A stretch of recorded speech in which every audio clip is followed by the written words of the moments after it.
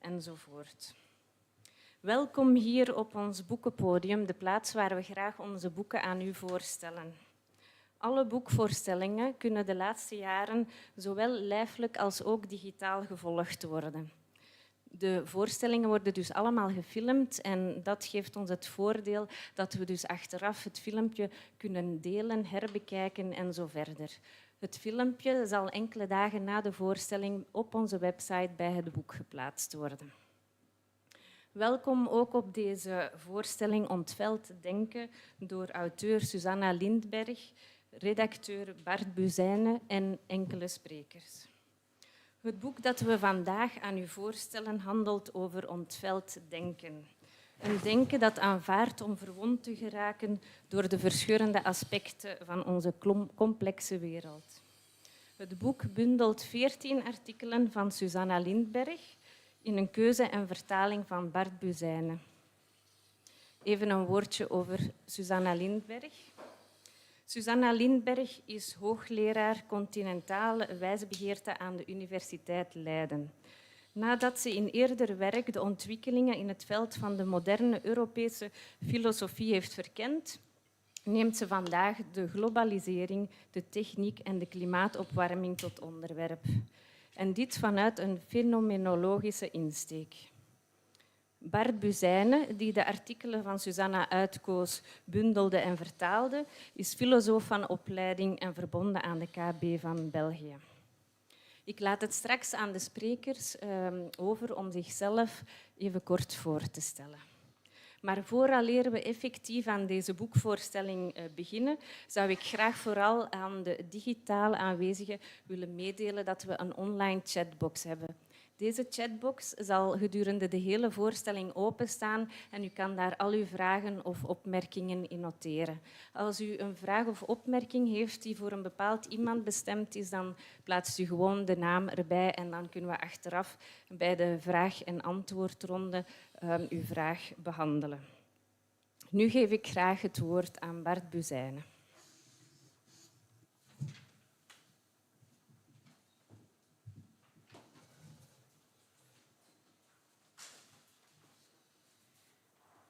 Dank u wel, Cindy.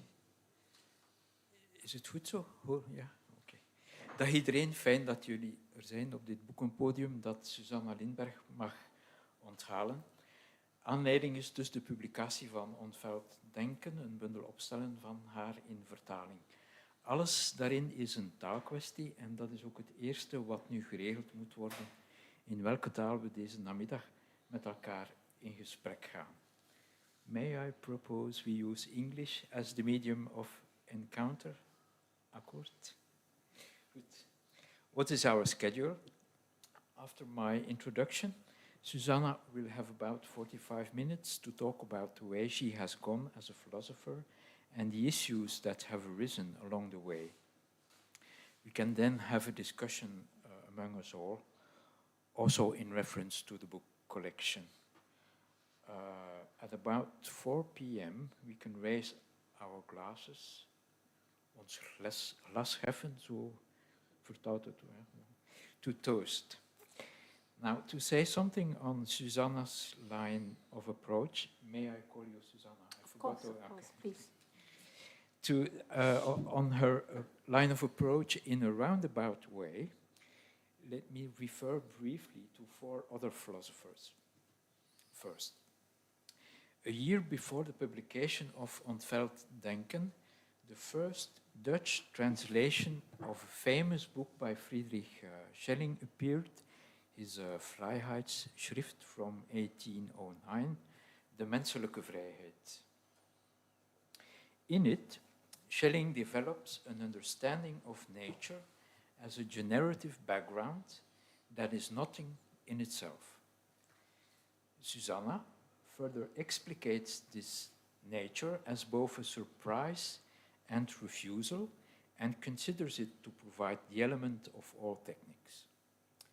With the publication of De menselijke vrijheid, the Dutch-speaking readerly community was in a way preparing to receive Ontveld denken. 10 months after the publication of Ontveld denken, the translation appeared of one of Baptiste Morisot's books, Manieren van levend zijn. Susanna mentions Morisot on the penultimate page of Ontveld, denken, to recall how this French philosopher and expert tracker of wolves reflects on what it means to interpret practices that connect various human and non-human entities as diplomatic encounters. As she sees it, ecology, or techno-ecology, must be a practice that shapes the mutual relations between different territories through negotiations. And that is an undeniably political affair.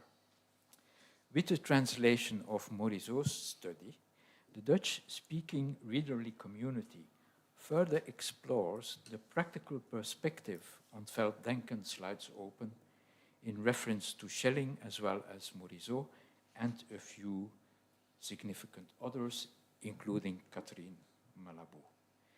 And does so in a context that time and again presents climate change as a technical issue. These three publications in a row, these two and Ontveld, seem to bespeak a certain resolve on the part of our linguistic community, or so I hope. Since we will toast at 4 p.m., let me read aloud the last sentence of one of Morisot's chapters in Manieren van levend zijn. It's the end of an article. Let us now raise our glasses to the promises of the living. Laten we dan nu het glas heffen op de beloften van het levende. Bon, third philosopher.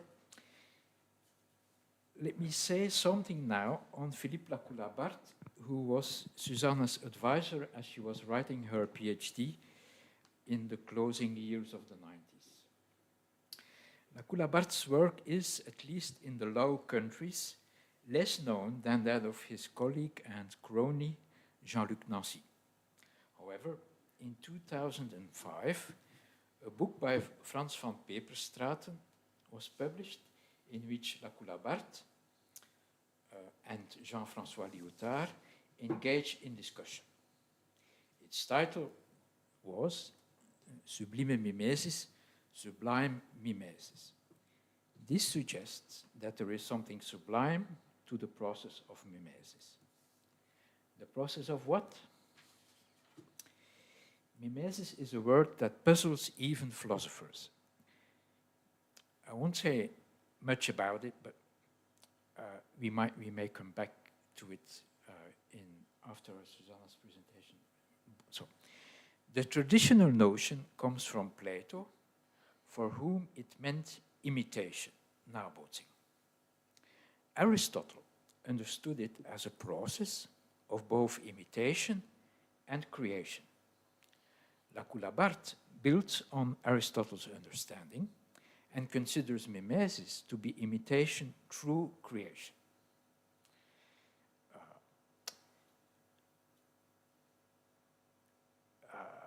So I may come back to it in the discussion afterwards, so it's a bit lengthy, too lengthy. So let me just say that it seems to me that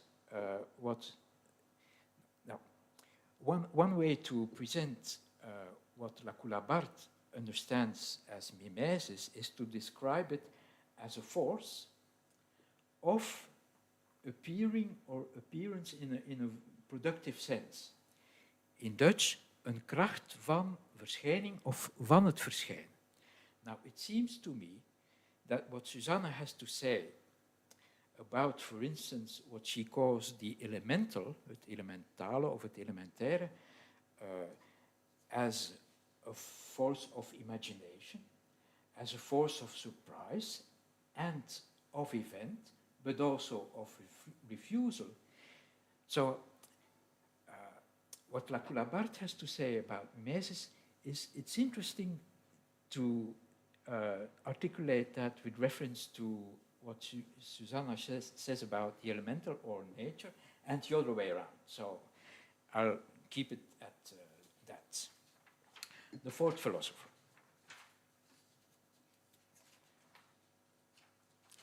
Enters the fourth philosopher, Günther Stern, Hannah Arendt's first husband, better known as Günther Anders, considered himself affected by what he dubbed the metaphysical disease. Yet he did not give in to it. He felt obliged to practice a metaphysical asceticism instead, and that for the sake of what needed to be taught and done in the world in which he had come of age. That is why he consciously changed his thinking and writing. Instead of academic school philosophy, he would practice occasional philosophy, as he called it, deliberately using a variety of literary genres to stimulate people. Now, you may know what led him to this decision and what also decided the fate of philosophy at the beginning of the age now called atomic. Anders considered that the traditional means of philosophy, to wit, sense perception and reason, were no longer reliable at a time when objects looked far more innocent than they are. Human-made objects no longer revealed what they were. While you can tell from a hammer what you can do with it, you could no longer tell from a nuclear plant what would happen when an accident occurs. The power station looks like a cross between a factory and a mosque that lies peacefully in a landscape of cows and flowers. That is the exterior, which is deceptive. It suggests that something that looks so innocent cannot be so bad after all. Was Zyklon B not stored in jars that looked like jam stars? Jars, sorry. Because things are no longer what they seem, we must stimulate the imagination to overcome our inability to imagine what we did do in Auschwitz and Hiroshima and what we could still do with our nuclear weapons. Or as Anders would put it, not without a sense of exaggeration, the Hegelian Anstrengung des Begriffes was sternly to be replaced by an Anstrengung der Fantasie. So if Hegel's advice is more rigid logical thinking, more rigid, Anders' advice is a discipline of the imagination. Anstrengung der Fantasie. Now, you may wonder why I am telling you this. Late in 2023, I had the privilege, together with Paul Kruisbergs, who could not be here today, alas, of interviewing Susanna. Let me quote what she had to say in response to our inquisitive suggestion that her primary concern may lie with the political and its reinvention. To quote you in English, I have to say that if I had been able simply to practice philosophy at home, I would not have been very political, I suppose. I am a metaphysician, really. That is what I love to do. Deep down, I would like to practice metaphysics, pure metaphysics, and nothing else. But the world comes to the fore, le monde vient, de wereld komt aanzetten, the world comes knocking. For a number of reasons, one cannot remain indifferent. You get the gist. Susanna, as in succession of Günther Anders, anno 25, with a heart for the world, at a time when it takes imagination to be a realist, when philosophy needs to reinvent its means and mimesis, because its thinking techniques and habits have become inadequate, like we ourselves have always already fabricated fictions that we are, that I say with Diplak, fictions that we are, for whom it is not possible, though, not to write, act, and create again. And now for Susanna Lindberg herself, the floor is yours. Thank you.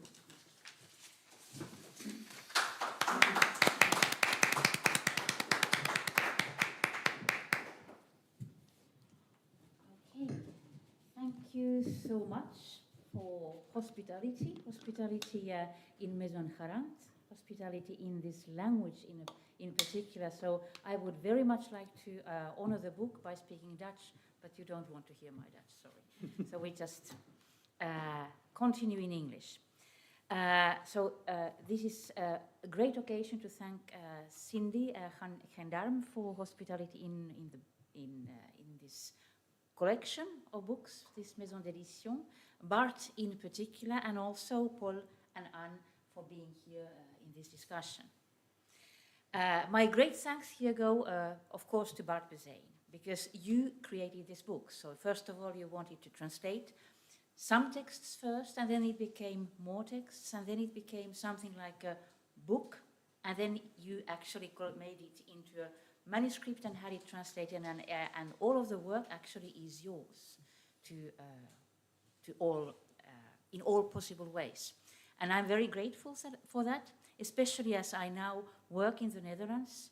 I work in a Dutch language context, so I'm really proud to exist also in this language that myself I master so badly. So thanks for that.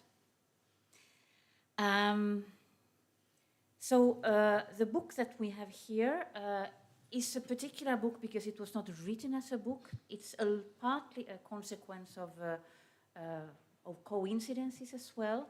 So one part of this, the first texts that you see here are texts written in French. That was, I guess, the first reason to bring them together. And among my French articles, so some of them are really very technical, very philosophical, and some of them are here. And others have been written especially for Ligne, for some other reviews as well, which are more for the general public. So they are written as political prise de position, comments on the time, rather than as philosophical, deep-going investigation. So this is a combination of both of them. So there is, on the one hand, this political concern of the world as it is, and then on the other hand, there is a philosophical work which calls for this analysis, and this analysis calls for this philosophical work. So we have a combination of them both. And if you look at the French political texts, I can say only one thing concerning them. They have been written in the last 10 or 15 years, I don't know, and they have all been written thinking about specifically the French context. And they are maybe more ferociously ecological than they would have been in some other context. But I have a tendency of thinking that French need this. The French public discussion did not have at the time very much of philosophers speaking about the state of the natural world or ecology. So this is one of the explications. But all in all, these texts have a look at two things. So one of them is, what does the world look like today? And that is this Günther Anders part of me. Not very happy, perhaps, but I do think that, that the world has a number of crisis situations or difficult situations, and the task of philosophy is to look them in the face. So I'm one of Hegel's numerous daughters, and I think that our task is to look negativity in the face, not flee from it.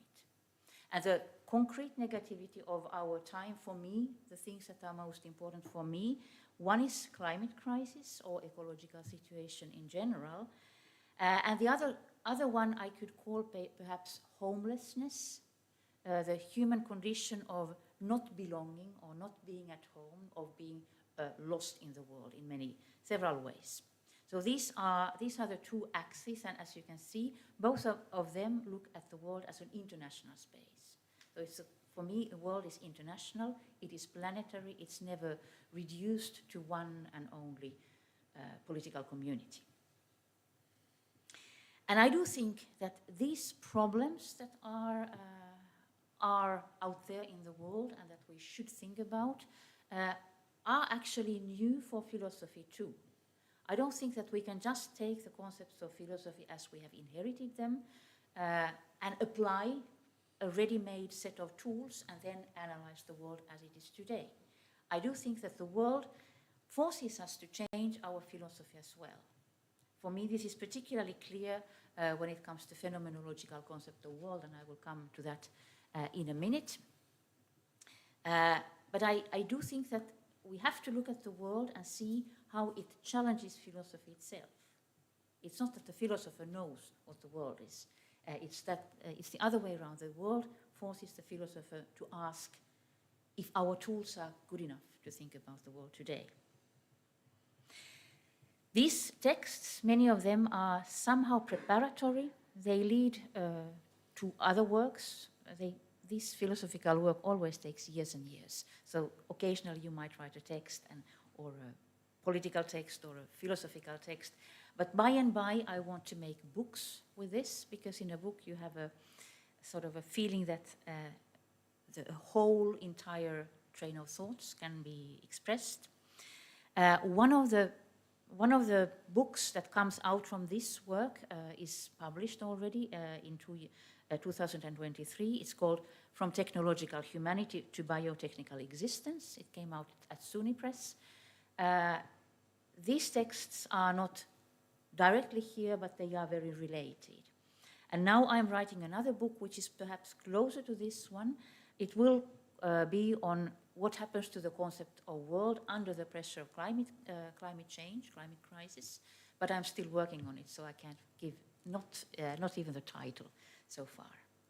Another thing that I'm working on, but I'm just mentioning it, I do philosophy of the arts as soon as always when I have a possibility. And I'm working on an essay collection called Sound and Image in Deconstruction, but it's a very different project than this one, so I will leave it completely aside today. Now, how did I come to these works?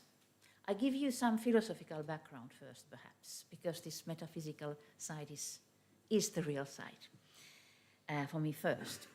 So my background is really at the heart of what you call continental philosophy. That's my field. That's where I'm supposed to be the specialist. I wanted to make long ago a PhD on Derrida, but at the time that was not possible. It was impossible to have funding for that kind of a thing. So I made it on Hegel and Heidegger instead. And so Hegel and Heidegger as being the most important thinkers for Derrida as well. So this is a way of doing a crypto Derrida in many ways. So the result is something like a double deconstruction.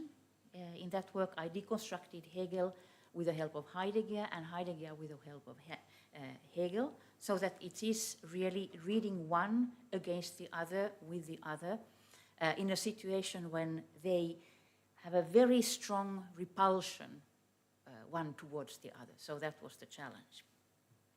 It has come out in two books, Hegel contre Heidegger, Les Irréconciliables, and Entre Hegel et Heidegger, Éclosion et vie de l'être.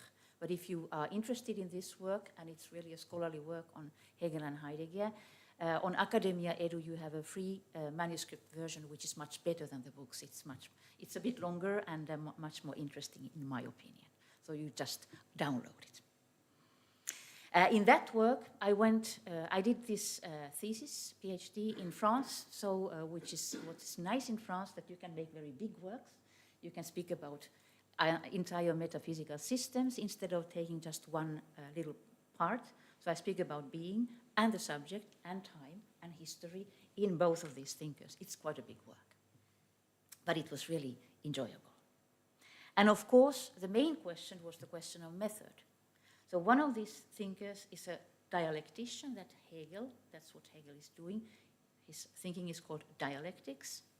And the other one, Heidegger, well, you can put him on the same bookshelf as phenomenologists, but actually he would say, I do pensée de l'être, thinking of being is what he does. So it's not clear if it is exactly phenomenology, but we can class them that way. And so the question is, can you read two philosophers at the same time when their very methods exclude one another? So Heidegger is very strongly against dialectics. Hegel is very strongly against finite thinking. How do you bring them two in the same work while trying to be fair to both of them? And that was somehow my challenge at the time. And so what I was interested in that time was things that you would know from other thinkers. Adorno is interested in the same thing, Derrida also, and they are in many ways my, philosophical fathers and grandfathers. How to speak about difference without Aufhebung, difference without sublimation, difference of irreconcilables. This question of difference is, of course, common to all of these thinkers. But I put this in practice in this work, in which I would have two very different philosophers, very different philosophical systems, and which I claim are unreconcilable. They hate one another, and how to think with them anyway. So that was the challenge. That's where I come from. And at the time, I was thinking of this as methodologically as something like a double deconstruction. I don't know if that exists, but I did that anyway. Later on, I think I would like to say that this led into something called elemental thinking sometimes, or dépensé, unthinking or undoing thinking, or something like that. Barthes has written very nicely about it in the introduction to the book. Okay, so that was the first, that's the foundation of where I come from. After that, I have worked a lot on the concept of life, and that was sort of my postdoctoral life, first of all. So that includes a big discussion on concepts such as nature, physis, animality, and life in all forms. And my leading thread at the time was twofold. So first of all, I think that in classical post-Kantian metaphysics, like Schelling, Hegel, Kant, all of those, any successful form of thinking of being presupposes somehow repression or suppression of thinking of nature. So you can come to the reason on the condition of somehow pushing aside the question of nature. That would be the first thesis. And the second thesis would be that in contemporary thinking of being and existence, like 20th century metaphysics and deconstruction and that kind of things, the situation would be the other way around. So very much it's a question of a return of the repressed in such a way that you rediscover different ways of thinking of being as life. And I'm not going to do this in a complicated metaphysical manner here, but I'm just giving this as a clue or indication of where I come from. So what does this mean a little bit more clearly? In German idealism, German romanticism, Hegel, Kant, Schelling, all of these people, there is something like philosophy of nature, and it's of course very often people don't read it. It sounds like a very old-fashioned, scientifically stupid, impossible kind of philosophy, but it is there, and it's described as the obscure domain of alienation of spirit that must be overcome for reason to come to itself, that must be overcome for consciousness to find itself. So nature is thought in these philosophical grandfathers of ours, but only to be pushed aside. You never really keep with nature.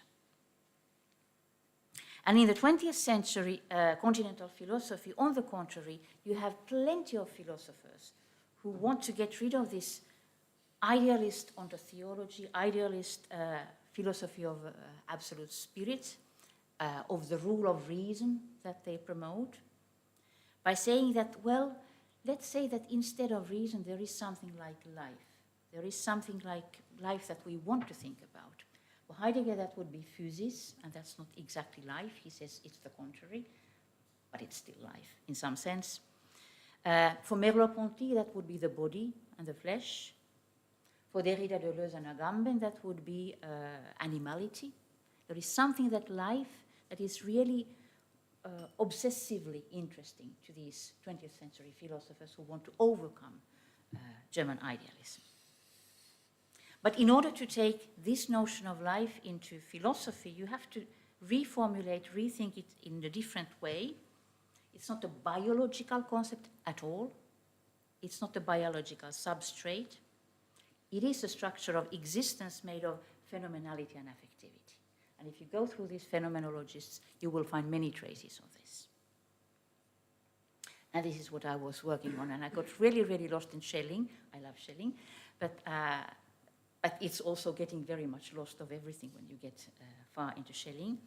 And I was going through different ways of how this very obscure, very almost, how do you call it? Very obscure and dark anyway, inheritance go from German Romanticism up to our favorite modern philosophers. So we have some very obscure Schellingian traces in our favorite contemporary philosophers, and this is something that I wanted to show. I'm not going to show it here because it's very long and very detailed and very sort of tiresome in many ways. It's just historical work. But there are two outcomes for 20th century philosophy which interest us more. And one concerns being, and the other one concerns ethics and politics. So concerning being, what we want to work on in the 20th century continental philosophy, I would say, is a thinking of being which is beyond ontotheology, sort of a being within a material, natural, historical setting. We want to speak about being as it is here, very concrete material situation. But it's not only matter instead of spirit. It's a certain kind of materiality that interests contemporary philosophers. It's a materiality which is very little material, actually. It's made of change. Malabou would say plasticity. It's made of temporality. It's made of transformation. And so we want to think about being as something material, which is not very material, because it's made of change. This is complicated, but this is what takes me by and by to this elemental thinking that is present in this book. And somehow, very strangely, I think that in most interesting thinkers that are interesting for me in 20th century continental thinking, they go towards this thinking of life, and then there is an interruption, like you can't seriously speak about a metaphysics of life, can you? It's sort of there is something like a difficulty or a taboo or, I don't know, an obstacle to doing it. Because as soon as you say life, it is as if you went back to doing theology. You would say life of Jesus, life of spirit, life of, I don't know, life as one total living being. And there's complicated things that start each time that you speak about life. And this is precisely why I think many of our favorite philosophers have tried to look at what happens actually in biology, and can you use this as a philosopher? This is why many of them have read Jacob Uexküll, who has made an ethology, which is marked Heidegger, Deleuze. Everybody has read Uexküll and used it in their ontology very weirdly. There's a theory of autopoiesis in Maturin and Varela. There's elements of genetics in Derrida.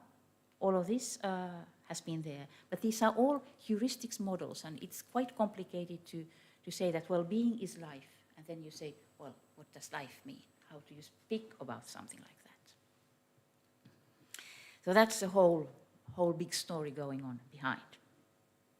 Another one is, of course, ethics and politics, and it looks very different, but it has the same rules.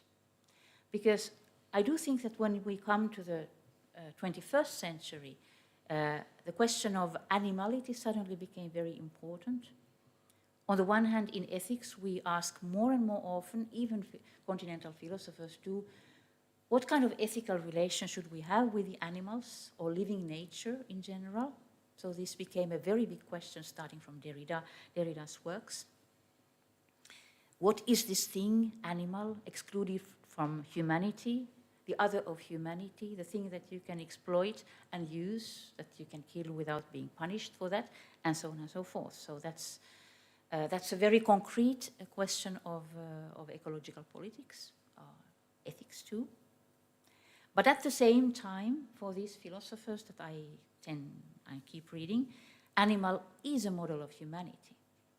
So we are very interested in what is animality in us and what is exploitable and usable in ourselves. Also, the animal community is a very important model of human community. So we are a pack of wolves, aren't we? And we are a pack of maybe an anthill and so on.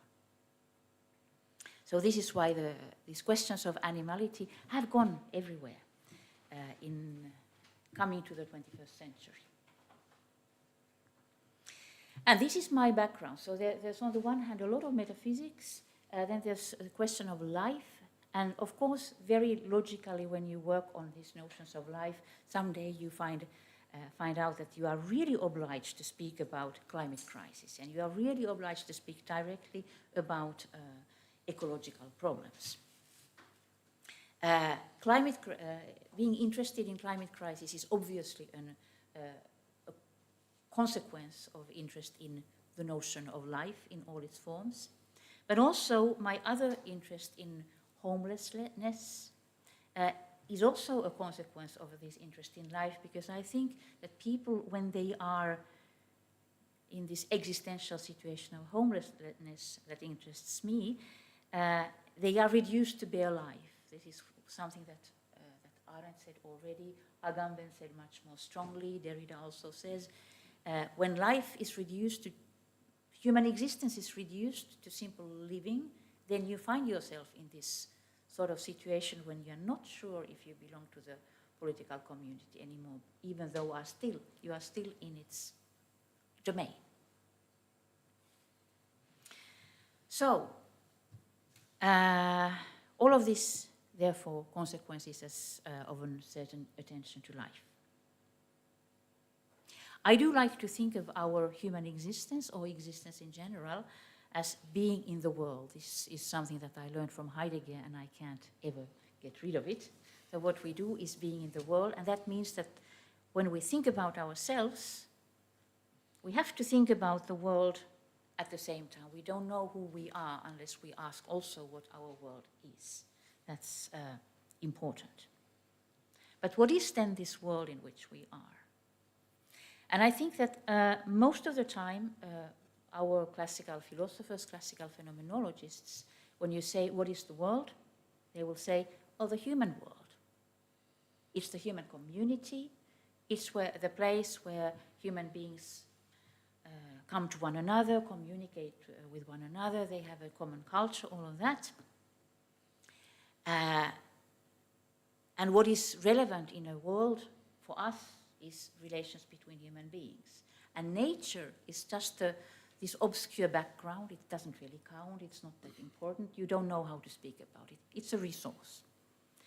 And also human beings' own nature, our bodily condition, or maybe our affective condition, all of that, is also something that is only present as repressed, that's also only present in the world as cultivated, as negated, as rejected in many ways. So it is there, but we don't want to see it in a naked form. And my task here has been to take this natural basis of human community quite simply more seriously and ask what it is made of. What does it look like? This leads to two questions. So first of them is, of course, how to look at human community from the point of view of its ecological condition. And ecological condition, the most important part for us is the climate crisis today. After all, we are now in the middle of COP30, aren't we? And we hardly see it at the news. So my hypothesis, my general hypothesis here is that we cannot face the climate crisis properly if we only think about that nature and climate, which is a part of nature, are just passive resources of human existence. we have to look at more carefully into how we actually conceptualize them and how they actually appear to us. They are given to us in a certain way. And I think it's enough to take here two aspects of this. One of them being that everything we used to call nature, well, it is a techno-nature today. So the word is very easy to understand. It means that anything we see in nature is transformed and impacted somehow by human industrial technological civilization. There is no pure nature anymore. And on the other hand, also our knowledge of nature is absolutely mediated by technological equipment. We don't just see nature, we know nature, and that is a technological process. And on the other hand, this nature that is out there, it's not an object, it's not even an horizon for us anymore, which would be a calm, peaceful way of seeing what frames our world. I like to call it an element, because elemental thinking, that means being overwhelmed by this nature. It is bigger than us, it is stronger than us. We are in this techno-natural element, which we don't really control to the end. It's bigger than us and it's stronger than us. So mightier in many ways. And if you take these two things, this is what I try to do. I try to take, on the one hand, the place of technology in our relation to nature, or nature as techno-nature, and on the other hand, this elemental way in which it appears, that is to say that it overwhelms us in many ways. That's what I try to do when I think about the natural world today. And the second example is how to see human existence itself as a form of life, not really form of life as Agamben puts it, but more like animality as Derrida puts it. Because our traditional philosophical theories, what makes our political philosophy and ethics most of the time, they say that human community is a reunion, it's a union or community of free and rational and conscious human beings. We together make up human society. And that is the presupposition of most political theories. So we need to think of human beings as members of a community which know what they do and freely can do what they do, and that's politics. But I think that one part of what we are does not fit in this definition. So let's call it our animality. And our animality does not fit in most of the political theories we have, most of the ethical theories we have either. Or it appears only as excluded, exploited, rejected from community. There's especially Agamben and Derrida have worked a lot on this, have made a very interesting works in this field. And this is something that has interested me in a couple of works. What is this part of our life which is excluded from traditional political theory? I think this defines for me our existence in the global political space, because we are not citizens of the global political state. That doesn't exist, global citizenship. In the global space, we are all as just life, bare life. And for some of us, it's not that big a deal. We might be a little bit alienated of the community in which we live, but we still also have something like a part in a community. But other people, many other people, are actually really alienated and really excluded from the communities in which they happen to find themselves, from many basic rights. So that would be the refugees, the migrants. It would also be expats of all kinds. I am also homeless in many ways, but I am not a desperate homeless person, of course. So it's a complex situation. I would say I'm very interested in homelessness as a condition of, a common condition today, because I think it's a very important thing, but not very well expressed in political theory. And what I would like to do is looking into this homelessness, which is our basic situation, I would like to say so, not as only a negative situation, like we have lost a home, now we are homeless, but also as a positive possibility. And ask, are there ways of finding the resources in homelessness, or possibilities, or how should we build a new political theory so that homelessness would be not just the excluded, desperate condition, but a starting point for something, for a common being. That's something that I worked on in my book, La défaite du monde, and in some texts on Europe as a space of homelessness, because I like the idea of Europe as being nobody's home, but everybody's place, nonetheless.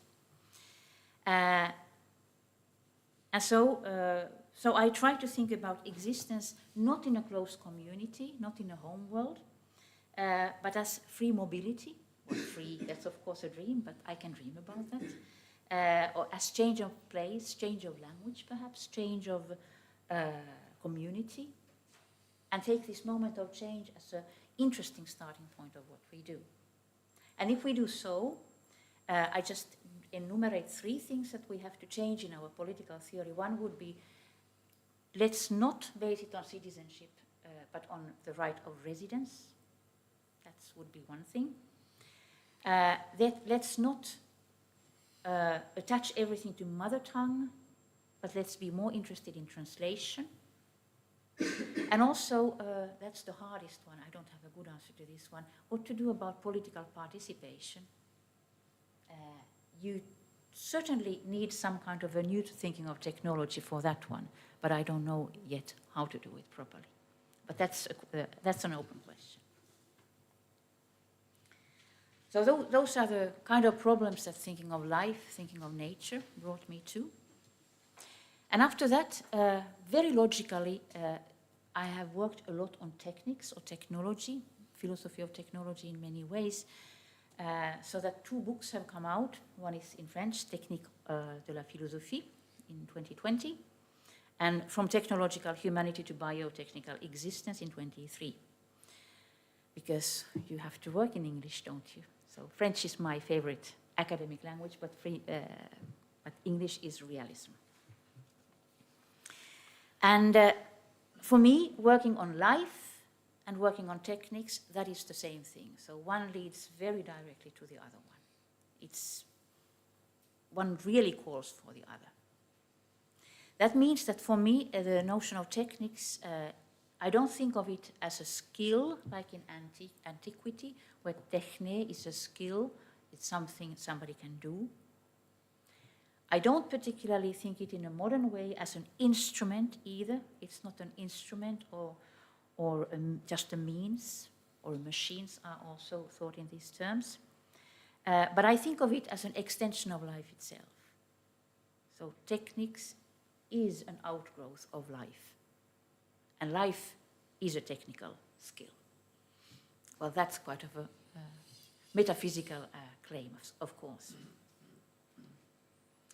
Well, Aristotle gave me the first hint. He says techniques is a continuation of physics, techniques is a continuation of nature, and it does something that nature can't do alone. This is what techniques would be for him. So then I pushed that many, many, many times ahead and developed a theory of biotechnics, where the idea is to say somehow that we are technical to the extent that we are living. Techniques is a dimension of life that tries to get build up a connection with its environment. So life is not just adapting to its situation, it is constructing, creating its situation. And this moment of creation, I called biotechnics. So living beings are not just situated in the world, they are not just adapting to their situations, they change their situation, they build it, they invent it in many ways. And this is why life itself is always technical. It's not something that only human beings do. All kinds of living things are technical. Of course, you have to put a lot of quotation marks around techniques here, but this is what I'm been working on. So in the other book that came out, from technological humanity to biotechnical existence, I am asking what this kind of, what the omnipresence of techniques in our life does to our understanding of what is a human being. What does it mean to be as a human being? If techniques is not just a tool we use, without, for that matter, changing our essence, but it is a part of our very essence. If technicity is how we are, if technicity is our nature, our biotechnical nature. So this is the theme of that book. I just mention it, it's not so much present in this book. But in the work that I'm doing now, which is very much presented in this book and in the new work, I try to analyze the second aspect of the same thing. So if I have made one book on the human being in the technical world, now I want to see what is the world in which this human being is. And this world thought very, very strongly through the lens of techniques. So I think that the world in which we are, and I'm skipping a lot of the political world and thinking about the natural world in which we are, I'm remembering that I think the natural world through the lens of techniques, as mixed in many ways with techniques. This is what I would like to understand. So what is the world, and how does our concept of world change? I have a test case that is global warming, because I really think philosophers should work on it. It's a very, very important condition of our life today. And I think that it's a good example also about this world thought in terms of techniques, or nature thought in terms of techniques, because global warming would not exist at all were it not for our technological civilization. It is a technological construct in many ways. But it's also a technological construct that we never wanted to construct. It just came to be. So I take this as an empirical fact. It's the starting point. And then I go through our inherited theories of world, trying to see how these theories have to change under the pressure of global warming. Because I do think that our concepts are quite, well, the traditional ones are often quite limited in front of this task. And the first draft of this work is included in Ontveld denken. It's the last text. It's my inaugural lecture, actually. And the inaugural lecture was really a sort of a working plan of what I want to do after. I start from global warming as a fact, and I think that this is something that phenomenology can do. You take a fact, mine is very big. It's big as a planet, but it's global warming, and I ask how to deal with this in phenomenology. That is to say, how to have an experience of this. Do we have an experience of something like global warming? So this is the first set of questions, but it is a fact.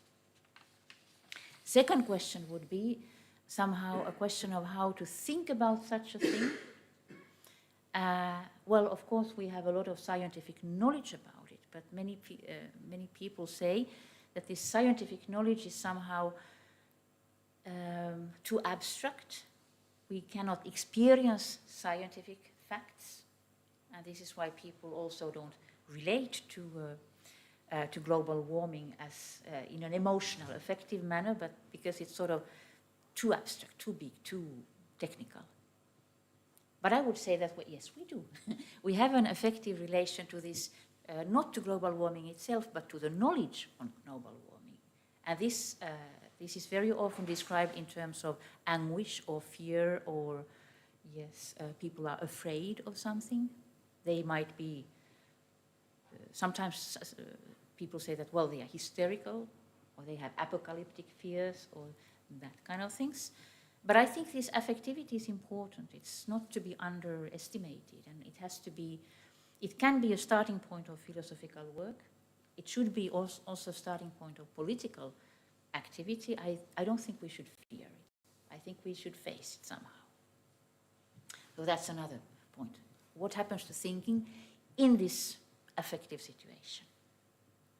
Then there's a very big technical part of what happens to the concept of world. I go through all the classics.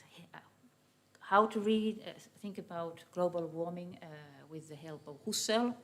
Well, I can say he doesn't have that much to say, but we need Husserl anyway.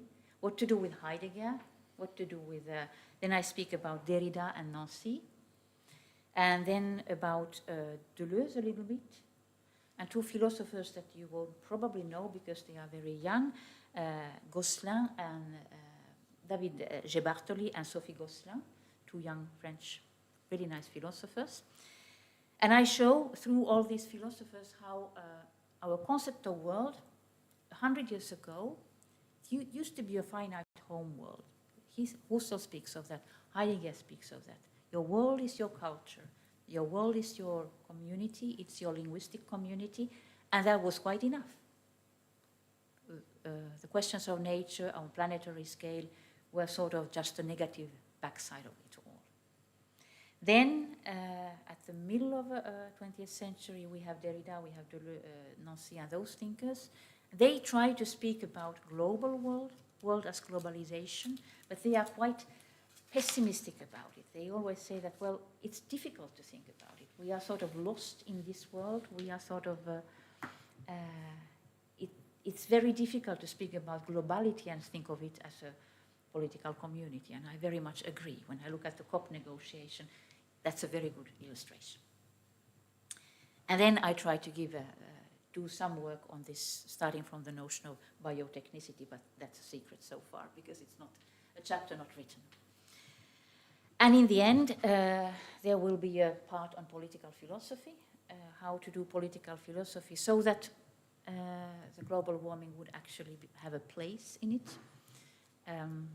Yeah, that's not written yet. It's only sketched, so there also I don't give any promises. I can't promise to find the solution to all of this, but I can at least try to open the questions. That will be the task. So that's where I come from. Maybe that's enough for now. Thank you.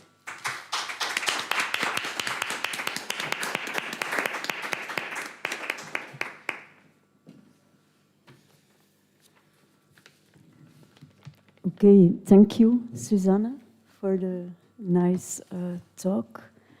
We will have a conversation now, and we would like also to include you in the conversation. So if you have questions or you want to say something, raise your hand and you're free to join the debate or the conversation. I will open it. I will open the conversation. What strikes me the most is what you talked about, just yourself also, is the affective situation in face of global warming. And I'm gonna say, I'm gonna throw some questions and give some quotes at the same time to open up this conversation because what strikes me most is the way you bring in despair into philosophy as one of the affective situations we are in, and I think a lot of people also recognize this, and a lot of people can relate to this idea of despair. And in discussions about global warming, there is often almost a compulsive need to end with hope. And in Dutch you have wanhoop, and one hope is despair. It looks then as if the conversation must be rescued, as if despair might be too dangerous or too unproductive for thinking. And you do it in a different way. You bring in despair as a starting point, as almost, not as a pathology, but as a mode of attention, you could say.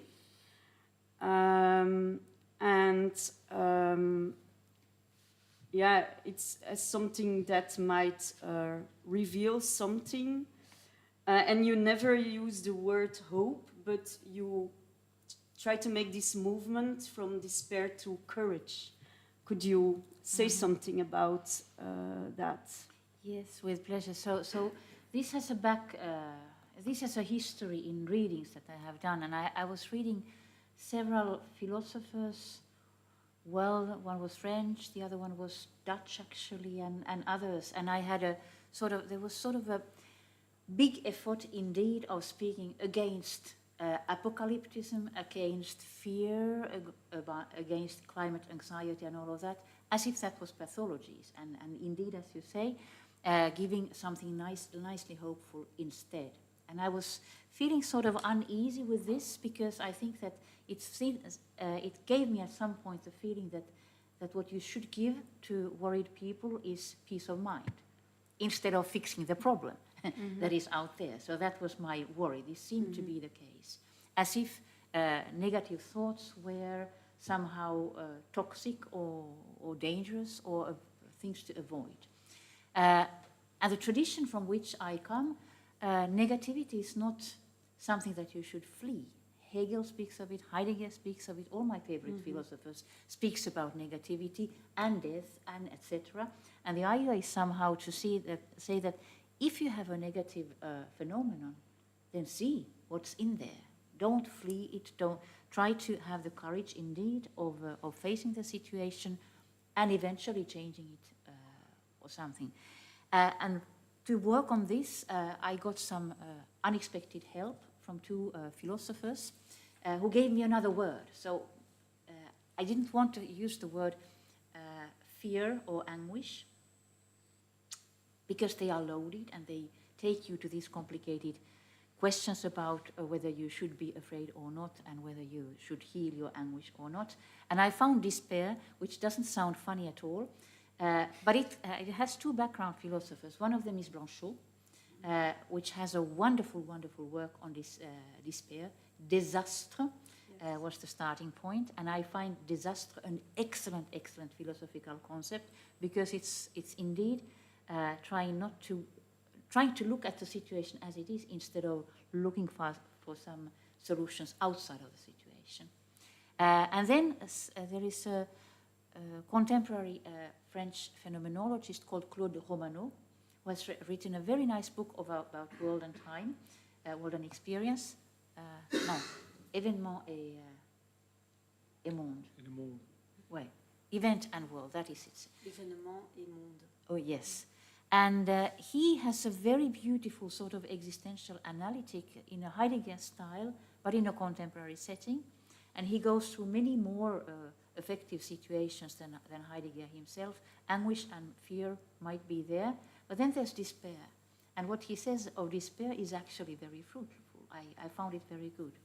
And so I try to use the term of despair in the same sense as Romano and Blanchot, namely it's not a value term. It is an analytic term. It's a certain kind of emotion or certain kind of affective situation which helps you think about existence. So that was the idea. And so there's, starting from despair, which has this, well, it is a reference to this tradition, if you can say tradition, but these two philosophers at least. So courage came up as a useful thing. We need courage, don't we? We don't need to be crushed by despair, but it should make us brave. So that's one thing. And the other thing is that I do think that then I developed this idea of pensée écorchée, wounded thinking, or Ontveld denken, which means somehow that it's good that thinking itself, philosophy itself, is somehow touched by the situation. It shouldn't be strong. It shouldn't be blinded. It shouldn't be just protected from the situation, but it should be impacted by it. And then it becomes more up to maybe able to see what the situation is. But this is also character feature, so I'm not afraid of despair, so to say. But maybe this is a silly thing to say. It's just this way. These words have come to me. Mm-hmm. And I do wonder. Where you put the word hope, or would you put it also there in this thinking? Yeah.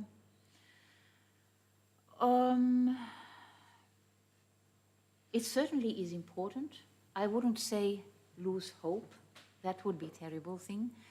I think it's important on an individual level, maybe on political level as well. But I think it's inside of political projects, you need to give hope. Inside of existential personal projects, you need to have hope. That means I'm projecting something and I even see the possibility of getting there. Mm-hmm. So I don't think it's indifferent at all. You need hope. I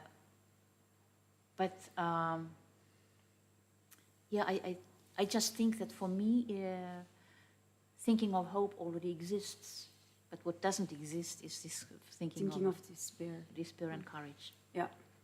I see. Mm. Do you want to? Yes, I can follow up the questions, but perhaps we have to have a look. Anyone of you would like to ask something? Don't hesitate. We'll try to get a little bit. I saw a hand. Yeah, Bart wants to. If I may, could you say something more on disaster, on that notion, which is, well, dus of u heeft u mee doen. You could say something more on that notion of disaster, which is difficult. It is. I suppose. So. Yeah. I can't do it super well today because it's been a while that I read the book. But it comes from Blanchot. He wrote this book, L'écriture du désastre, which is a very, very beautiful book. But it's also a very sad book. It's terrible because it's actually a writing of on the Shoah.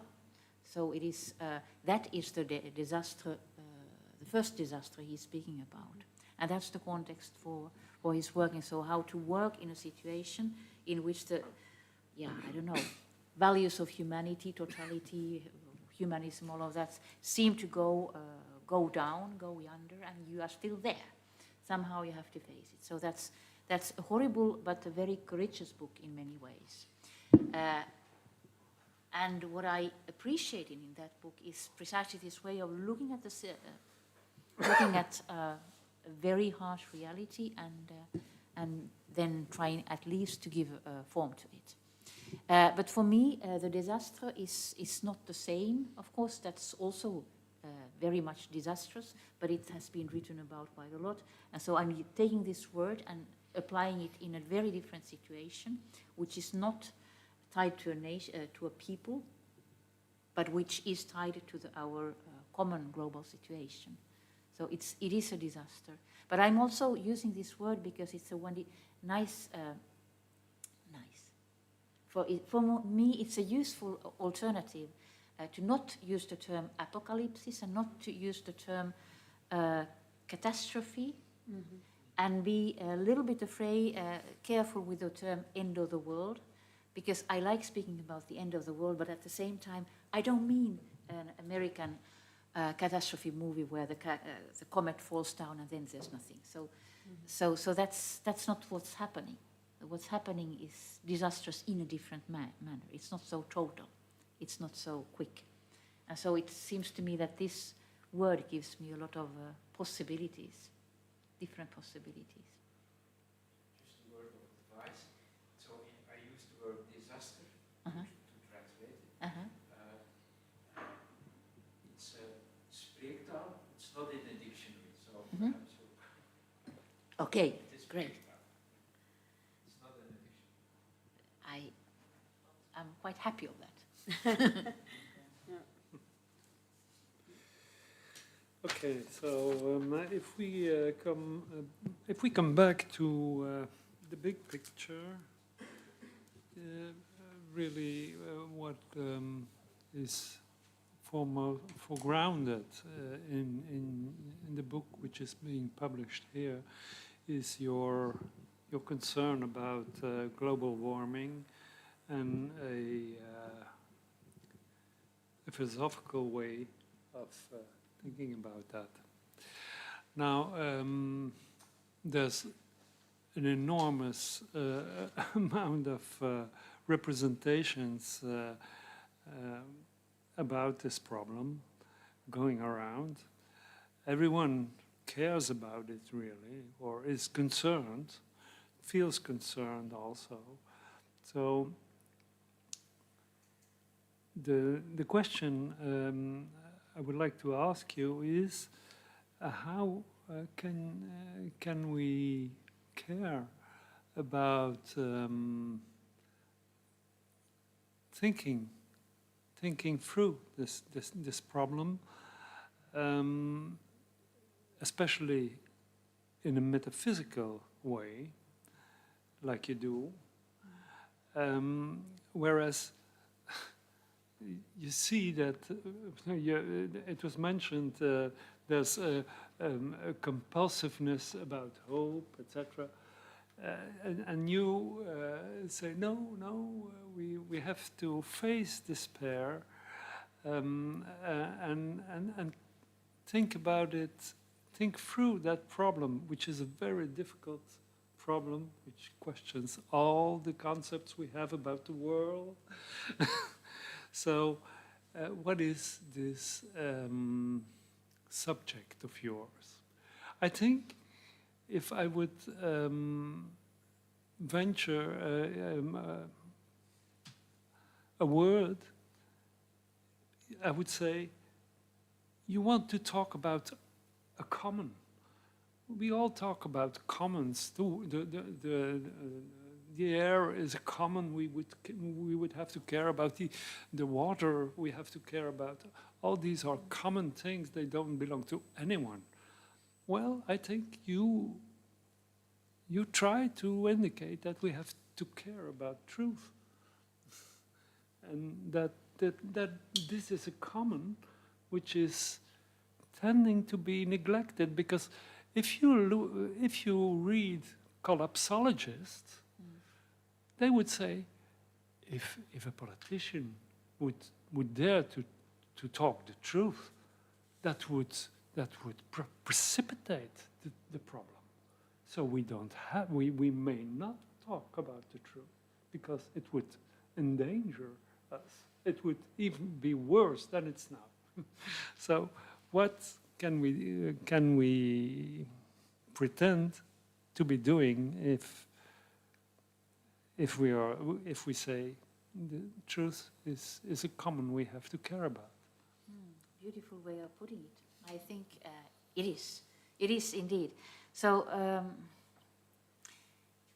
everybody's writing about global warming, and there's a lot of information, and then it somehow doesn't get through. So I think this is our common problem. So there is enormous amounts of scientific data. We know where it goes. There is this scientific data also includes enormous amounts of very good political and recommendations of how to change your life, and then we don't. And COP30 is going on, and then you see the situation. It's somehow. This morning I listened to a radio program where it was said that actually information on global warming is less now than a couple of years ago. It's becoming less and less all the time. People are bored with it, I guess. I think there's other things. I think they are in despair, they don't want to know. So that's also the case. So this is one level of the truth. This truth is many things. So that's the first level would be, we have a lot of facts and we are not uncertain about the situation. So we should indeed, I think, care about this. That's the first level. But then on the other hand, on the other level, I do think that these scientific facts, as far as I can understand them. Of course, I'm not a scientist, but my role here is that of a philosopher, not a philosopher of science, not a logician, but simply a philosopher working on existence. Phenomenology and deconstruction do that. So we care about existence and be existing together. What are our experiences, effects, and feelings about the situation? So I also have my role, and I try to bring some truth into that. And I think this experiential relation we have to the world also has a truth, but it has changed. And that's where I think I try to work. So many other people also try to work in this change. It's what I can do. It's my sort of bet that maybe I can show something happening in here. Maybe that could be useful to something. Because I do think that this problem that we have, why do we flee facts and why do we create a self-destructive community, world, it is a metaphysical problem somewhere. And of course, if I do some metaphysics, it will not save the world either. But I do think it's useful somewhere to take away some of the illusions we have, push aside some of the reflexes which are not working anymore, and try to open some new openings and be truthful in that sense. I do think that truth is tremendously important. I'm a professional philosopher. What could I say otherwise? Yes, but well, it's not about facts. Of course, there are facts, and of course, there's a truth to facts. But clearly, in fact, it doesn't suffice. People don't react, or indeed, they react inversely. Drill, baby, drill. So they just don't want to know. And that brings us to a tradition or to a set of people, philosophers, who have thought about the way we are animated, the way we live, the way we desire, the way we can think. For instance, Aristotle says human beings are animated beings, so that means they have a principle of movement and arrest that animates them. But that principle is, in fact, the principle of desire. Now, there are two principles in rational beings, Aristotle says. On the one hand, you have desire. On the other hand, you have rationality, the noetic side. Now, what he says is, the noetic side can give you insight, can regulate things, perhaps. Not regulate is already too much, because, in fact, that would be the sort of movement, that would be doing something. No, all what is being done is done by desire, really, or excess, says Aristotle. And so it's also being translated as tendency, conatus. It's really what you can't prevent of being done. And then you have this theme comes back in different versions, in Pascal, in Nietzsche, and also in Heidegger. And I think what your contribution, what you try to do in working in this tradition of Nietzsche and Heidegger is really to watch out for the way in which truth can work within desire, truth working from within emotion, and then uncover a world that is being animated by that emotion, by our living in the world. And that is a very different point. Then you see how it comes that just matters of fact, the amount of CO2, how would you say, charcoal dioxide in the air is of course very important, but it cannot be a motive. The motive has to come from the desire to do something about it, and well, that is a very different logic. No, I'm just talking, and I'm not heading towards the question. But, well. But it was a wonderful talk, because indeed I very much like this idea that truth can work within desire. It's a wonderful way of putting the problem, because indeed we are not lacking truths, but we are lacking in desire. And I think all these things around despair or courage and that kind of things, they are ways of speaking about this desire. Why is it so damp? Or why don't we desire what we desire? Or why don't we dare follow this desire properly? So these are all questions that are relevant here. I don't that much use the word desire myself, but maybe I should. No, you do. Maybe I should indeed. So it's also the question of, maybe I use more the term of existence. But are we able to be really subjects of our own existence? This might be the question. We want to be inauthentic in front of this thing. We want to be passive and somehow not desire. And so what is important for us on an experiential level is to ask how to rekindle something like a desire. How to desire, life, a better world, that kind of things. And I'm really at the very low level of what is existence made of, philosophically speaking, and where is this desire situated, so that we can use it. Because if Aristotle makes a distinction between desire and insight, it's of course saying you don't know anything about desire, because that is on the other side, that is on the inside. So it's a very dark side. It's a dark side in a way, where you talk about, I don't know, you start from the existential philosophy of Heidegger, and that existential philosophy says, okay, we are already in the world. When he says we are already in the world, that means we don't know where we are, because we are already there, and we just have to start looking where we are. And build a world, etc., like you say.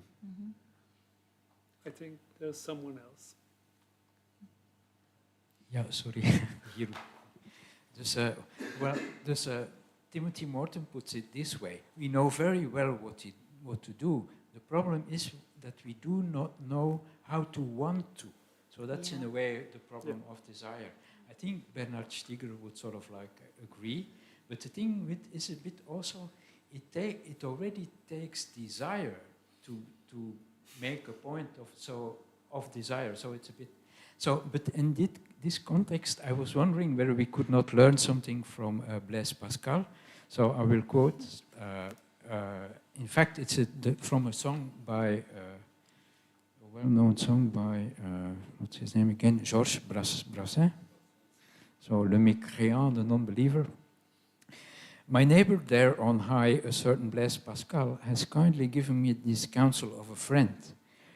Get down upon your knees, pray and entreat the Lord, pretend that you believe, and soon believe you will.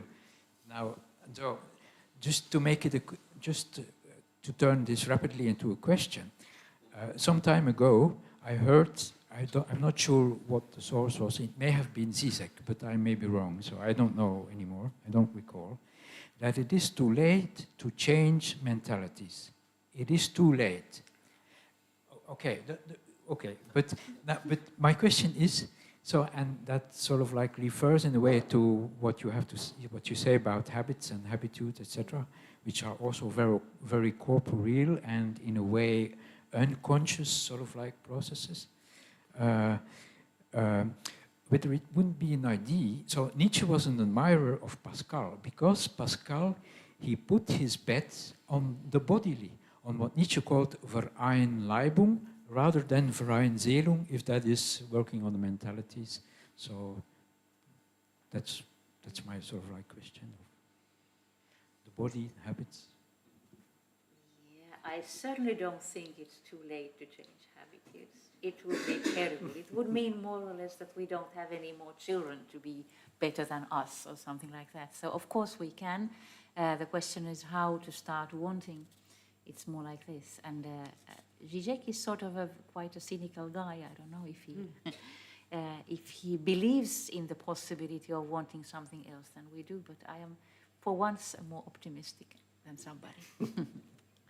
I do think so. So when it comes to the Vereinleibung, how to incorporate change, I actually think that that is very important. So we should, what is at stake is not so much what we, I don't know, do as conscious beings, but what we do as bodily beings. Where do we put our body? Do we want so much heating? Do we want this kind of, that kind of food? How do we want to move our bodies from a place to another? All solutions are on this level. And so some people say that, well, people do not want to give up their comfort, therefore it's all lost. I would say that, well, maybe they want to give up some of their comfort or change it into some other kind of comfort, or provide this comfort differently with different technologies, with different, there's many possibilities. But you have to work on this level of bodily habituation and affective habituation and many very, very infra conscious things. And it's quite difficult because we are conscious beings. Here we speak in a conscious manner and free and rational and all of that. But we should actually address our infraconscious body and ask it to do something better. This is not a very good answer yet, but this is something like the direction in which I think we should look into. Yeah, we can perhaps come back to something everyone has heard about that. That is the proposition of Bruno Latour, face à Gaia, facing Gaia. Mm-hmm. Well, what he proposes, we can't go into that because it would lead too far. But at the end of his book, he proposes some jeu de paume, the famous revolutionary gathering in the wake of the revolution, or at the beginning of the revolution in France. Of course, every Frenchman has to redo the revolution.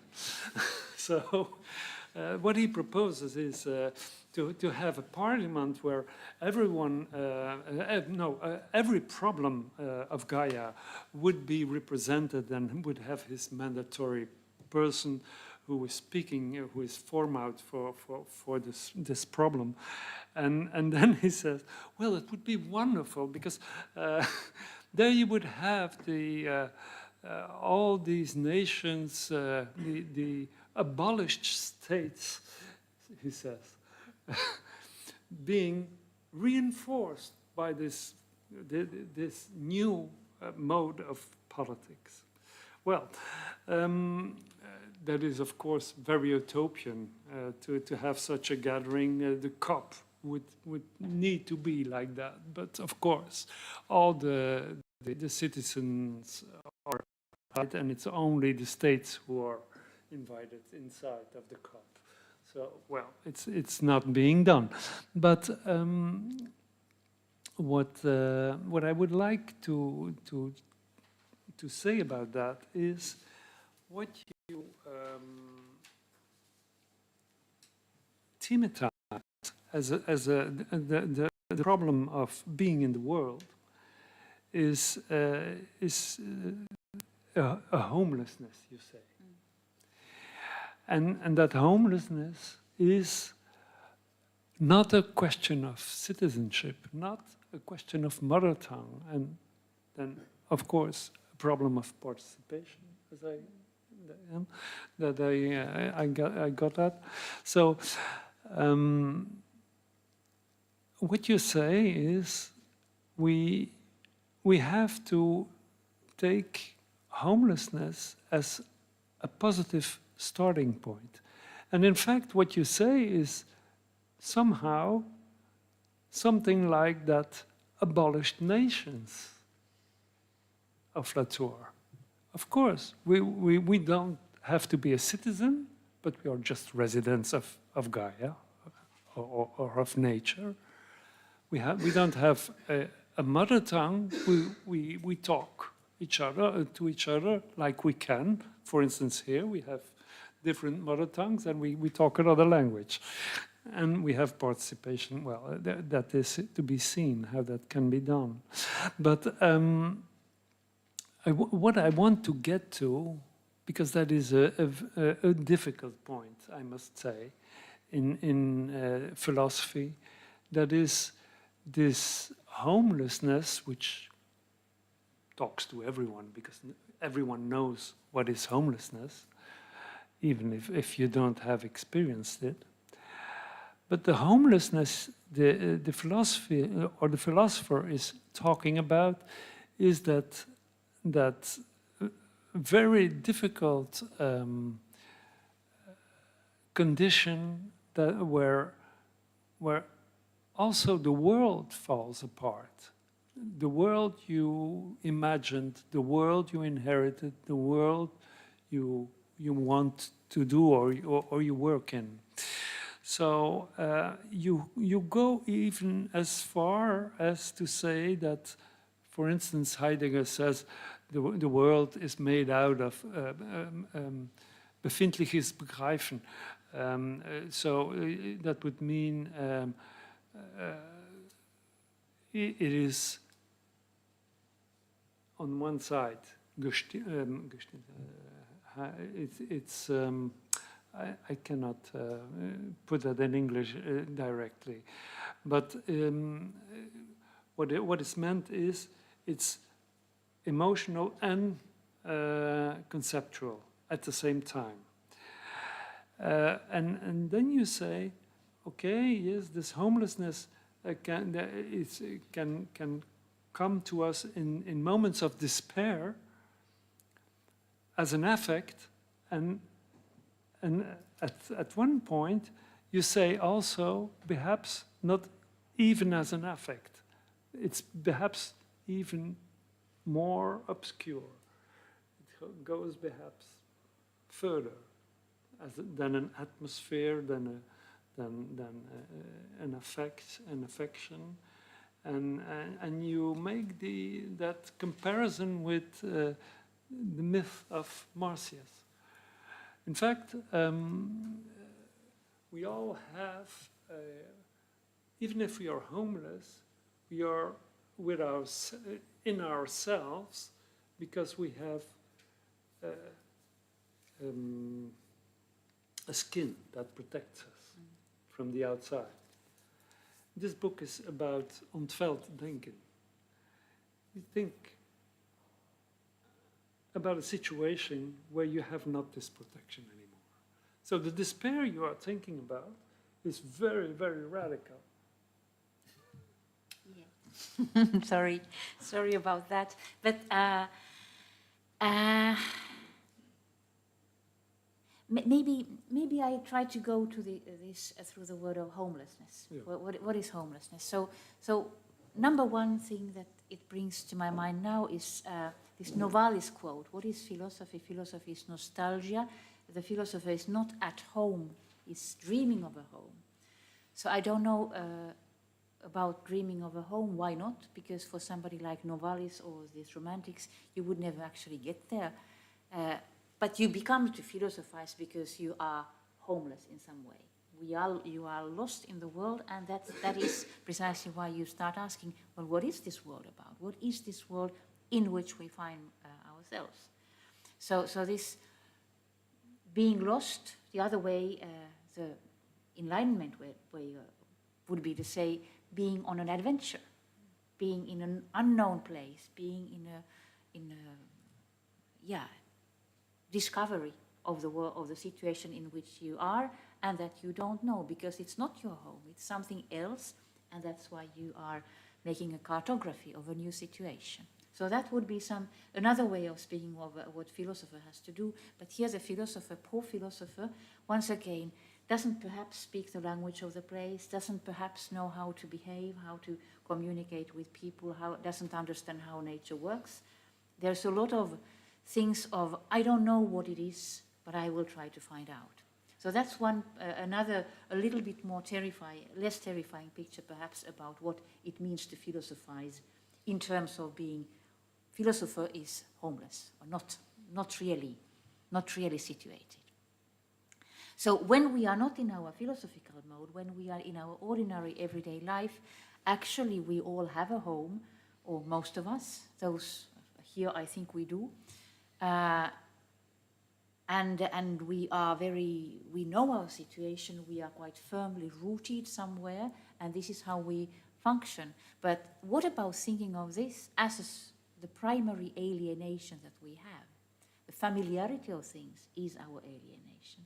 We are lost in the familiarity of the things that are around us somehow. And what philosophy requires of us is to see through this familiarity and see that actually it's quite unfamiliar.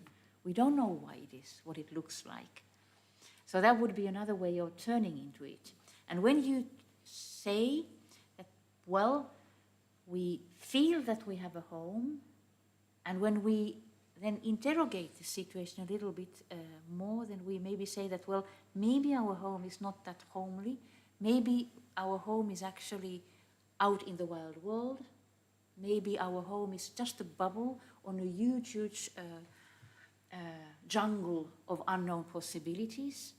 That is when we start to get lost in the world. You don't even need to get out of your home to start being lost in this sense. It's just enough to open your eyes a bit differently and say that, well, I don't actually know what's the ground of my being this way and my being right here. And this is where this being lost and homelessness would start. But when you agree to look into this homelessness, then you see that, well, maybe my homelessness is my alienation in such a way that I am quite happy in a situation which is not actually that good, because climate change and fascism is coming and all of that. For me, it might be this way. For some other people, it would be literally being lost, not having lost your home in some floodings and having to move to another country, and it might be really, really tough. I think Kiribati is about to be overwhelmed and that kind of things. So that's a much more concrete and terrifying way of being homeless. So that's how you can go a little bit further. And what I want to do in the end is looking at the very concept of home. How come our political and existential philosophies are so built on the possibility of a home? And if you think that maybe we are more homeless than we hope or think we are, so what else comes with it? So what other concepts we have to change in order to somehow deal with the situation? I'd like to ask a question about this. Would you connect it with, in classical phenomenology, and we always started from this horizon of sense and meaning, and in the face of global warming, you could say, we are becoming, or we are homeless, and you talk about the whirlpool of images instead of the element of imagination instead of the element of reason. How would you connect this with the homelessness? Or it's an association I have, is homelessness also losing this horizon of sense and meaning? And how would you describe this whirlpool of images, or this element of imagination? How would you describe this, or Could you say something more about this? Yes, I think you say exactly the key that I find very important too. So this, what is the homeliness? You can also say that it's the horizon in which things make sense. We are used to this kind of sense. We are used to this kind of reason too. So sense, meaning, reason, all of that is the horizon in which we are at home. But when we go to this, try to see the home as an unhomely or homeless situation, then also sense and reason and images, all of that has to be put in question. We put as many in question as we can. We never can all of them. But at least some important ones. So for instance, what does it mean? What is for us nature, or what is for us land? These kind of things might be among the questions. And when you sort of, there is a moment in thinking when you have agreed that, well, I want to deconstruct, let's say, land. Our concept of land. Land itself you can't, but the concept of land you can. So you can sort of say that, well, our tradition puts this and our tradition says that. It doesn't work. It's sort of falling apart on its own. It's not functioning. And then when you give up this sort of old, used concepts, at some point you are in an imaginary space, I would say, where you try to imagine something else. You don't just create another way of thinking. You have to receive it somehow. You cannot really imagine another way of understanding the earth or the land or whatever, but you have to somehow be very open and very receptive to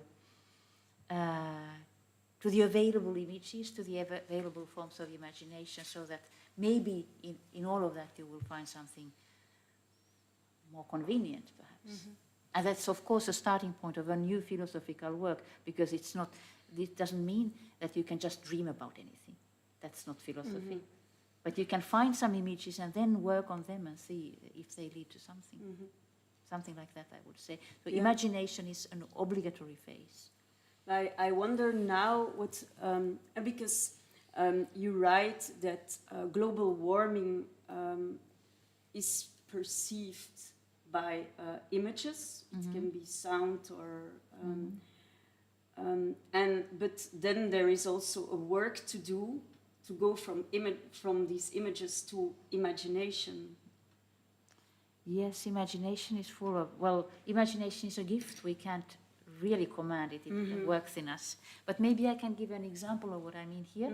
So I think most of our Western political theories that I know of somehow relate to the earth or land or nature as a good. You can own it, you can sell it, you can buy it, you can exploit it, but it doesn't have a personality of its own, for instance.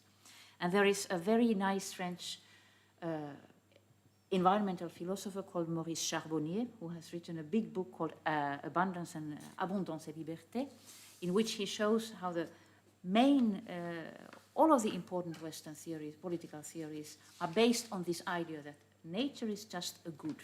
It's just a thing you can own. And then he, of course, opens the question, well, this is not how we are going to deal with the climate crisis. We should look at nature in another way. But the question is, but how on earth? How do we undo in ourselves this very, very solid way of looking at reality? And when you ask yourself, well, how indeed? So one way that people do today would be to look some indigenous wisdom, for instance. There might be some other pictures, and there are indeed. But then you said to yourself, but this is not philosophy. What am I going to do with Pachamama? Can I do it? And maybe you can. And maybe you can't, but then you have to really work on this image coming from another time, from another culture, and it's not available immediately. You can't just jump into a Pachamama solution to our political philosophy. It doesn't work so quickly, but you might learn something, and you might add something, and then you might even invent something that is nobody's idea for the time being. Like Sophie Gosselin and David Bartoli have invented a number of very nice new concepts. They speak about tramer, tresser, and weaving and making cloth. and that kind of thing. So it looks like a very, it's just an image. But when you work sufficiently far, you might find out that this image actually was exactly what I needed. It will patch something in my thinking. So this is what I try to mean, that some things appear just as images. They are not yet a part of our rationality. That doesn't mean that you couldn't become one. Yeah. And how would you place the, in relation to that, how would you place the unconscious? Oh, very important. Because I think it's, without unconscious, we can't get out of the consciousness in a sense. So it is really important. But maybe I would say that unconscious is a very important domain here, but maybe it's more collective than we would think. Maybe it's something we share. Yeah. So Yes. Is there someone in the audience who wants to? Yeah. The microphone is coming.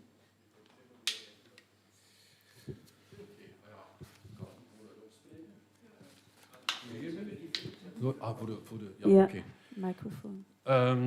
One of the, I said early to Bart when we come together to read your book, if I want to, suppose I have to write an essay about your book, I would take 3 items that intrigue me very much. First of all, the affectus modus of despair, then the notion of le droit de verblijfrecht, residence, the right of residence as a political new notion, and to forget all our political concept about modern philosophy. But then I read your notion about war, discrete war.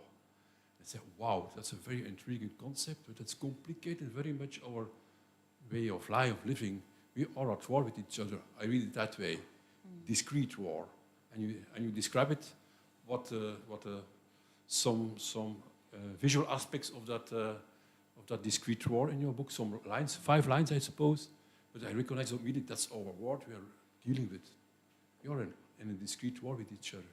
The question is then how to deal with that and how to think the change that we want to believe in change. No, not believe. To believe, believe. This is prayer, the change. That's my question. And how did you come to that idea of discrete war? That's fascinating also. yeah, the idea of discrete war came in a context, it was in relation to the political situation of the time, which was marked also, that was before our present wars. Now we are in a situation of very open war. So we have Ukraine, we have Gaza, we have Sudan, we have all of that. Everything has changed in a couple of years. But before that we had the situation which was where the war had gone. We were in a planet where people said there is no more war. And what came instead was this war on terrorism or terrorist war, and the whole question of terrorism, which actually we were reminded of yesterday again, came forward as a form of war which doesn't give its name, but which is marking society in very many ways nonetheless. So that was where it came from. But now that you bring it up today, actually it would be very interesting to take this idea away from this original context, which was a political one, and put it in this question of climate and ask how we are actually at war with ourselves, also in our behavior, in our very ordinary ways of fighting our own advantage, actually. Working against what we should be doing. It's very weird, and maybe it's not just hurting oneself, but it's really waging war. That would be one way of doing it. And of course, I was speaking about this with a student the other day who was sort of understanding some wars of the world, and I was insisting that, well, no, we want peace. Peace is the real objective of everything we do. It's very difficult to come up to a peace. It's much more difficult to create a peace than a war. So that's something that's quite obvious right now. But if we think about this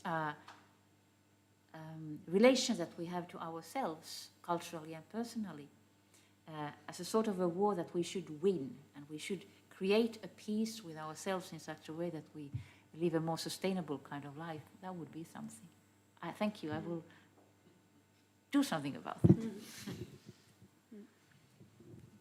It's a bit of a strange question, almost at the end of the discussion. But Bart, could you introduce us, the two other speakers, a bit? You mean introduce We'll do us? that afterwards. We forgot. I have no idea. I know we were supposed to introduce ourselves and we forgot. Yeah. I'm Anne de Kerk. I'm a psychologist, psychoanalyst, philosopher, and a theater scientist. And the reason I'm here is that lately I've been working on environmental humanities a lot, or I'm studying this also. And I got involved very closely in the work of Susanna Lindberg and worked with Bart on the translation also. Yeah.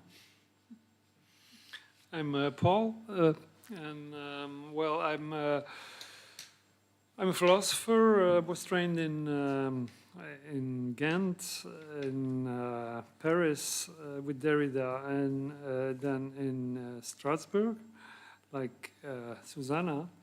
I did my PhD in Strasbourg on Jean-Luc Nancy. And I animate a collective in Ghent, Knooppunt Phenomenologie, around the work of Rudolf Bohm, a philosopher you might know, who is deceased now. It's a pity that we have to interrupt. I think we are at the end, eh? Yeah, it's 4 o'clock. Yeah. I would like to ask one more question, if that's okay. It's just, I would just want to mention it or throw it at you. It's about the ethics and the political space also, because you write about this inauthenticity. Mm-hmm. And anonymity within that space. And you mention also, and I would like to elaborate on this a little bit, maybe shortly, about climate activists, youth climate or Extinction Rebellion. You mentioned that they do not act like members of the Arendtian, do you say that? Arendtian space, but they act more Antigone-like, let's say. Could you say something about this?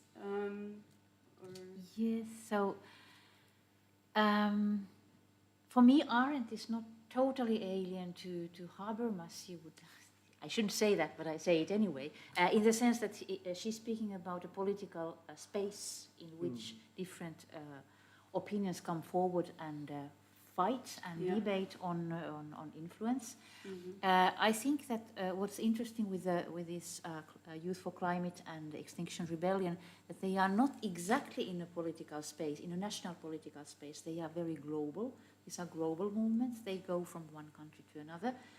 And they care about not the political community in one place, but of it all. So this is one of the reasons why I think there's a distinction. The idea of comparing this to Antigone actually came from Stiegler first. So he actually compared Greta Thunberg with Antigone and said that this is the Antigone of our time because, well, quite a despairing, very brave young man setting up against all kinds of laws and sort of in a very difficult situation. So it's his metaphor first. But I think it's a nice one because it's somehow not playing with the law, but really stepping out of law and doing something else. And yet for the good of, for the common good. It's not at all. And also in reference to the laws of the earth, actually. Yeah, chthonic, indeed. She's a chthonic person. reference of the laws of the earth. Mhm. Yeah. Well, I just wanted to have this mentioned somehow. Yeah. Mhm. Yeah, it's important. Yeah, and I think. Voilà. Thank you very much.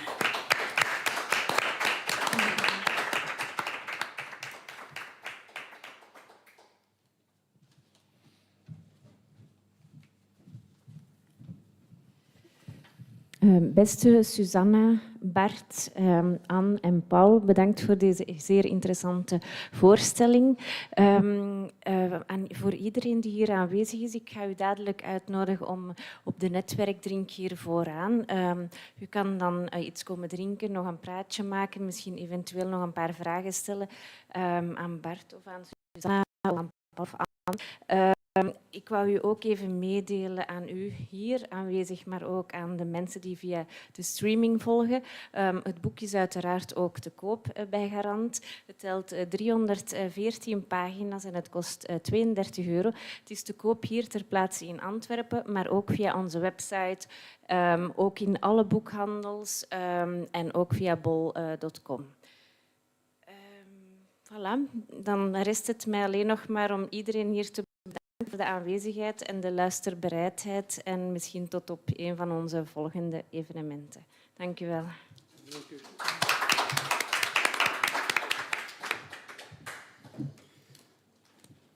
It was a pleasure.